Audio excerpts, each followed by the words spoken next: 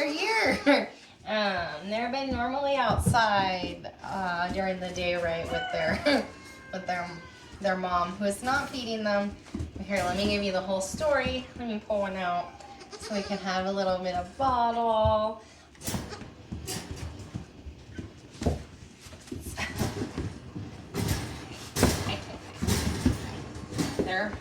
They're funny for sure. But how pretty, huh? Super pretty. We have a boy. Let's see, are you the boy? Yes, I believe so. Here's the boy. This has a little hole on it, so there we go. So he likes to eat standing, right? Like this is his way. And she needs to be held and basically put in her mouth, forced in her mouth.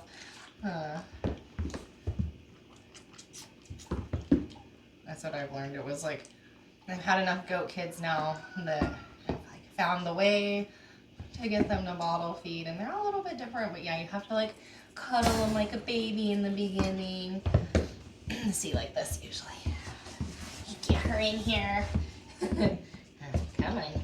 Oh, oh, oh, oh, silly. Come on. Here you go. All right. And yeah, it's good times. So they were born really early Tuesday morning, and I thought it was going to be more like Monday evening, and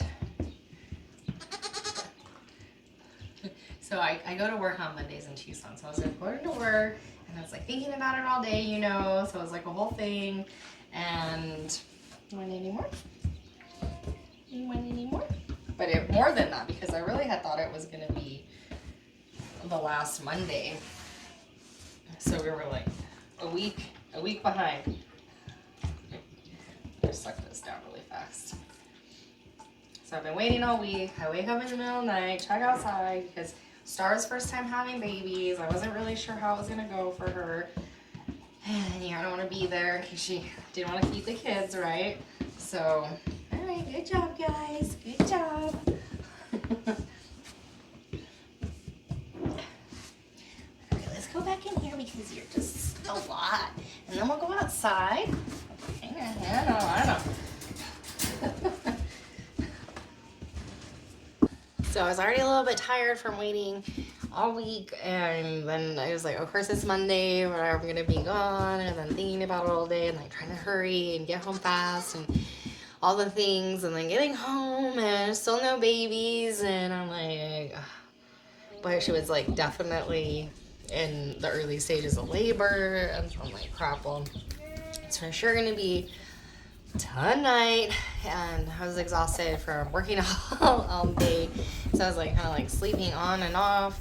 And at the same time, Miss Rose, our livestock guardian dog, was like barking nonstop, like, so it was like really crazy. And I finally just like got up at about 3 in the morning, and I went outside, and there was like a skunk chasing Rose around, and then Rose would chase it around, and it was this whole, it was really crazy. I don't know. And the skunk came on the porch. I don't know. It was like nuts. And then I went out there, and I was like, okay, we're having the contractions are a little bit closer together. So I'm like, oh, maybe in an hour. I'm not entirely sure. And so I came back in. I'm trying to have like coffee and wake up. And then I went back out there, and I was like, all right, well, I don't know. And she was like pawing, and then I was like, maybe I'm just crazy. Because my other goats have all acted much more uncomfortable. Like, you know, like they get more, you could just see them like get more and more uncomfortable. And she looked uncomfortable, but it isn't something that seemed to grow. And, you know, I could tell when she was having it, and she just more like posty-legged and just stood there the whole time. And so I wasn't unsure. Anyway, so I went inside, and I was like, oh, I'm gonna lay down for a minute. And then I got back up, and I was like going to the bathroom, and you could see out my window into the, I was like constantly staring out the window, and I'm like, what is that? Is that her tail? And then I was like, oh my gosh, it's Look at the babies. Hey, go out there. I got fish pooping. I'll be out there in a minute. Like, so that, and then she had just had both the babies. It didn't need any assistance or anything, and obviously really fast. They just popped right out. Apparently, that's what it seemed like, because there wasn't very much time for the last time I had gone out, and I was just sort of like resting my eyes, knowing that it was like getting close, and then, yeah. So they were laying down. She was cleaning them, and you know, it was really calm, and was already passing her after birth. But they couldn't stand, right? They just seemed like weak. Not to mention they had these crazy long legs to begin with. So they must have been in there all smushed in like this. So when they stood, so, both of them, and you can kind of still see it on the girl knocking in a little bit. Anyways, but I looked it up. I guess it can be like a common thing, especially in triplets, so I don't know. But I think just because they had these crazy long legs, they might have just been, in the last little bit of time, smushed in there weird. But his is already re-straightened out almost, and hers are a lot better. And even the first day, right, they were born Tuesday, it's Thursday.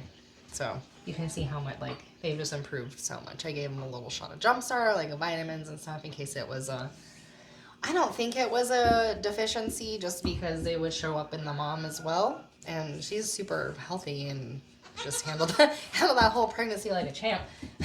She's even like just jumped on the milk stand. I don't know, like she was the first one. All the other goats have been like, it was just a kind of a different experience for sure.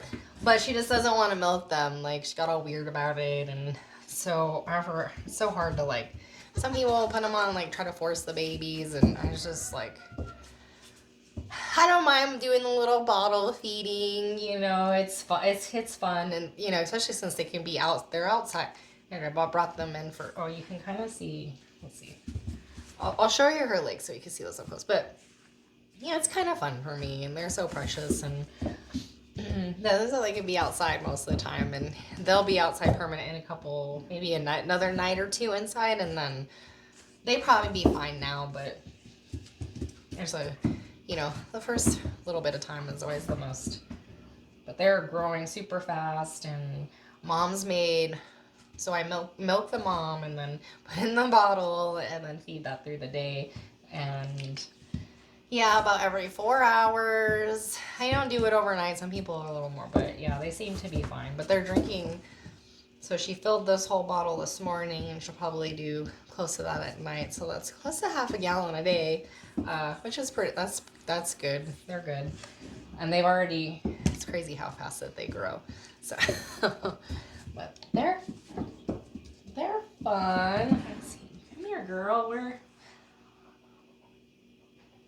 Man, they just get it's already like so much more improved. But you can imagine, so it looked like they were standing, and that like bending, looked gnarly.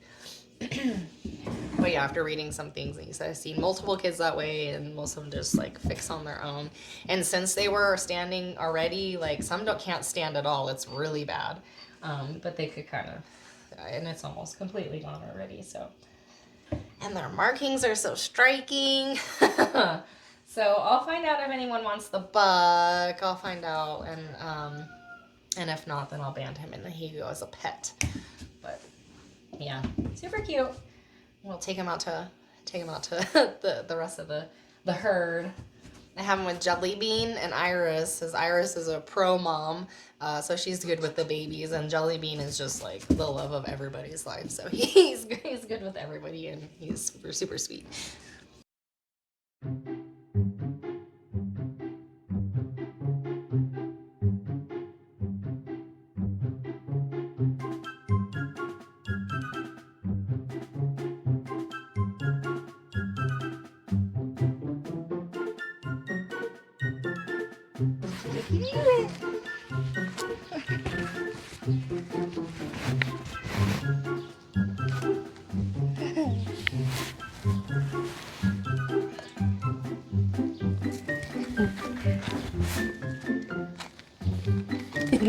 No, come on.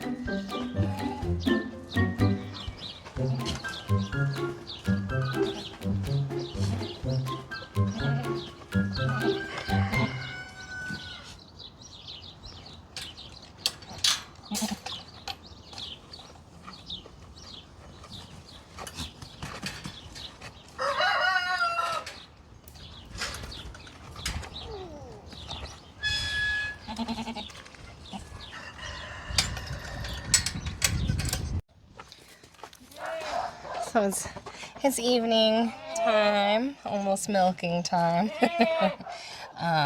Yes, almost milking time. I'll be with you soon, girlfriend. Yes.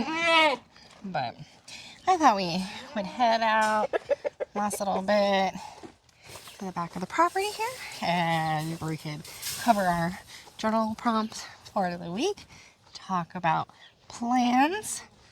Oh my goodness, it's so frustrating right now. So I make these goat's milk soaps, right? And you need these little paper bags, grease proof, and they're a certain size. And oh, the amount of time I just spent on the computer trying to make that all happen was so ridiculous. Because the first time I went on and like the payment thing glitched and wouldn't let me, I'm like, oh, I'll go look other places. And then I found another one, wanted like $25 for shipping these little tiny, I was like, and all said and done, I ended up at the back at the first place, but they, I don't know, blamed, they had like suspended my account for some reason. I don't know, the whole thing was, anyways, long story short, I did get my little bags ordered for my soaps, but why that was such a challenge, I do not know. Anyways, look, let's see.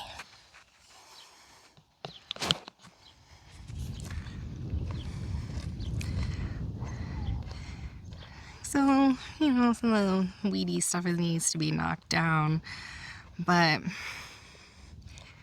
part of like my journey, so I am kind of imagining getting like a gazebo type thing for now for this little area back.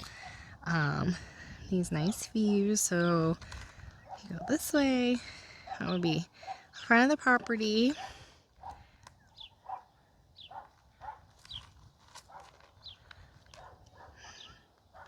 On the little trail that runs through.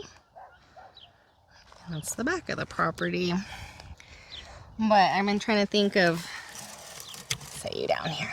I've been trying to think of ways to make the exotic systems classes have a different setting to them.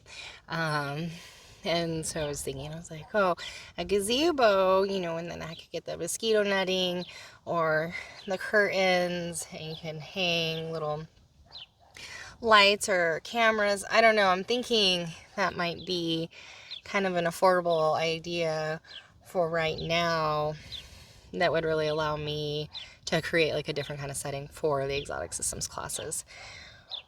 And then moving even more into the future, this is always like to think, right? Like, never really want to be like completely satisfied.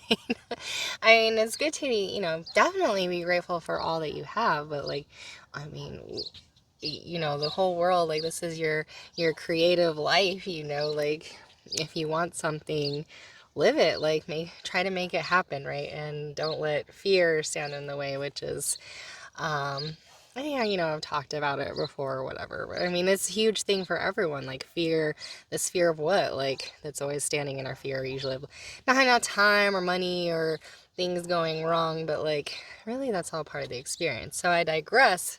So I like to always keep planning, like, keep making space for these great things to happen, and then if you do, then they will, right? So at least I started out small, right? I never really had this belief at all. It wasn't something that anyone taught me, but over time I had kind of seen like, oh, I can like kind of influence, or these things, you know, there's a sort of magical quality of just like getting to work on your goals and things aligning for you. I guess if you're in alignment with what your goals are, then, you know, things are going to open up and that's just going to happen for you. But you got to have a little bit of faith there, and you definitely got to work.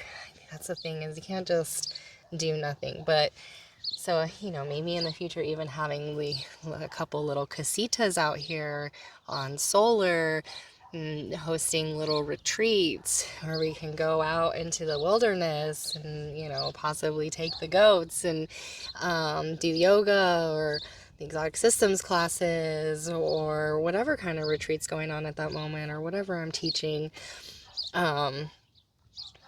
I mean, it's so, just always be thinking that amazing things can happen. So that would be your journal.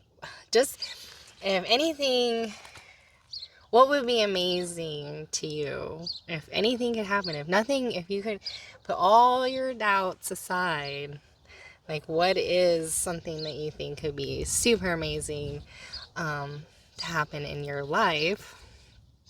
And, you know, why not? Why not you?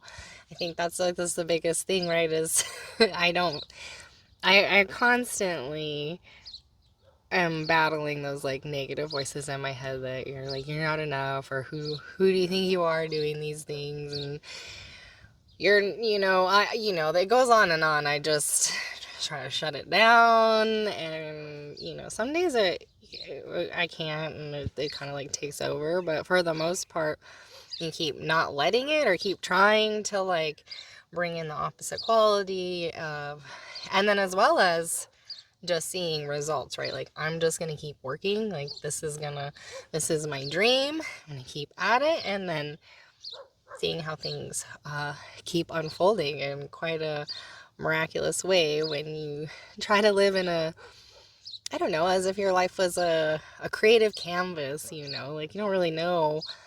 You don't have to know what the end is, and you don't have to be scared to make mistakes. You don't be scared to lose everything. I mean, it all comes back. Like, like you just gotta, like, if you're on your deathbed, like, this has always been my thing. Like, I do not, like, always come, like, I'm gonna be, someday, and I'm gonna be like, yep, I lived a really full life. I did as much as I could. I feel super good about it. Like, is that where you are in your life right now? Or what is this dream or creative life that you wish you could have, but for whatever reason you don't feel worthy?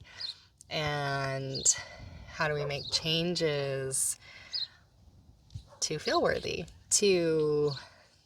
You just go with it. That's you just start, and you start by writing it down, your dream down, and depending on what it is, doing the research, telling everybody about it, just constantly think about it,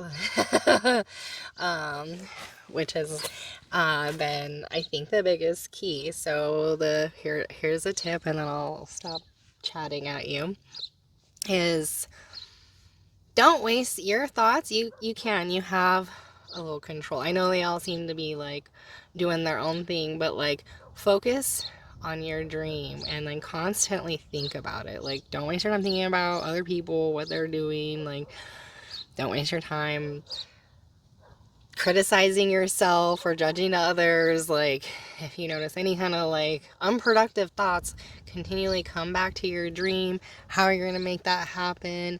Imagining yourself at the positive outcomes, just really honing and focusing your thoughts, which become energy, which become a thing. So yeah, hone in on those thoughts a little bit more towards your creative projects. Think about what you're withholding, like why you're not allowing, what in your life you're not allowing yourself to be creative, or what's holding you back. Just go a little deep here, because you only live once. Why are you living it the way someone else told you to live it? If you are you happy? Let's make great things happen.